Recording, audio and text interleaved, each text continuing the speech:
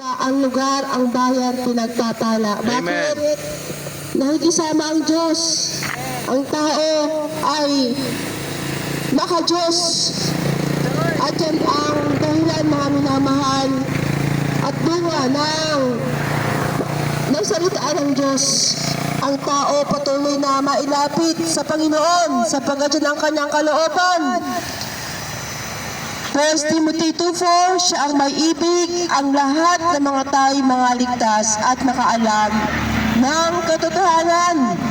Purihin po ang Panginoon.